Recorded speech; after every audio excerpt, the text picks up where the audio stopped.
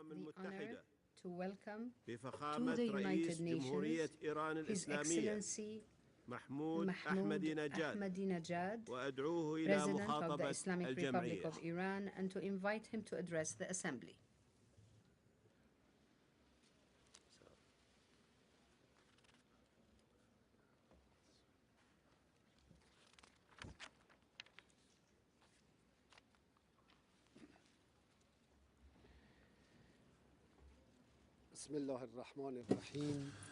In the name of God, the compassionate, the merciful.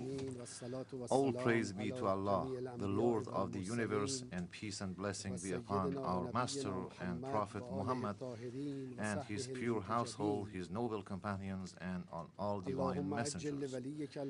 O God, hasten the arrival of Imam al-Mahdi and grant him good health and victory, and make us his followers and all those who attest to his rightfulness.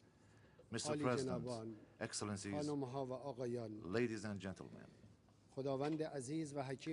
I am grateful to the Almighty Allah who granted me once more the opportunity to appear before this World Assembly. I have the pleasure to express my sincere thanks to His Excellency Joseph Dace, President of the 65th session, for his tremendous efforts during his tenure. I also would like to congratulate His Excellency Nasser Abdul Aziz on his election as the President of the 66th session. Let me seize the moment to pay tribute to all those who lost their lives during last year as a result of natural disasters, particularly to the victims of tragic famine in Somalia and the devastating flood in Pakistan.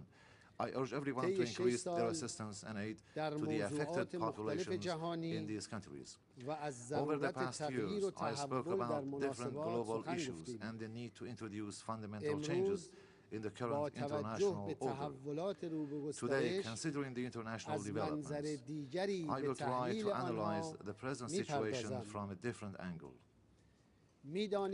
All you know, the dominance and superiority of human beings over other creatures lie in the very nature and the truth of humankind.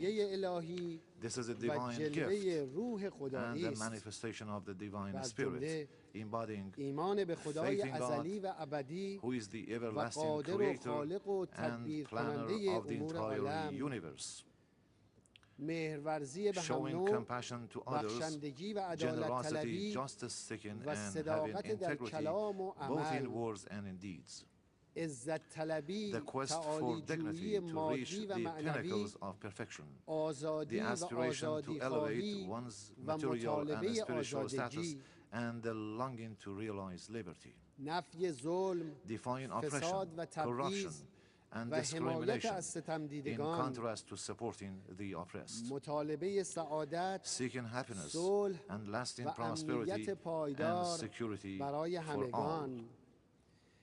These are some of the manifestations of common divine and human attributes, which can clearly be seen in the historical aspirations of human beings as reflected in the heritage of our search for art and literary works, both in prose and poetry, and in the socio-cultural and political movements of human beings in the course of history. All divine prophets and social reformers invited human beings to tread on this righteous path.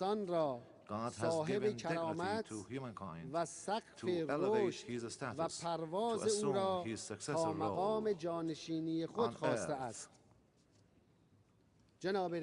Dear colleagues and friends, Mr. President, it is vividly clear that despite all historical achievements, including creation of the United Nations, that was a product of untiring struggles and efforts of free-minded and justice-seeking individuals, as well as the international cooperation. Human societies are yet far from fulfilling their noble desires and aspirations. Most nations of the world are unhappy with the current international circumstances. And despite the general longing and aspiration to promote peace, progress and fraternity, wars, mass murder, widespread poverty, and socio-economic and political crisis continue to infringe upon the rights and sovereignty of nations, which leave behind irreparable damage worldwide against all nations in the world. Approximately 3 billion people of the world live on less than $2.5 a day, and over 200 million people even live without having even one sufficient meal on a daily basis. 40% of the poorest world populations only share 5% of the global income, while 20% of the richest people share 75% of economic earnings worldwide. More than 20,000 innocent and destitute children die every day in the world because of poverty. 80% of financial resources in the United States are controlled by 10% of its people, while only 20% of such resources belong to the 90% of the population. What are the causes and reasons behind these inequalities? How can one remedy such injustice? Those who dominate and run centers of global economic power put the blame on people's aspiration for religion and the pursuit of the path of divine prophets, or on the weakness of nations and the ill performance of a number of groups or individuals. They claim that only their views, approaches, or prescriptions can save humanity and the world economy. Dear colleagues and friends, don't you think that the root cause of the problems must be solved in the prevailing international order or the way the world is governed? I would like to draw your kind attention to the following questions.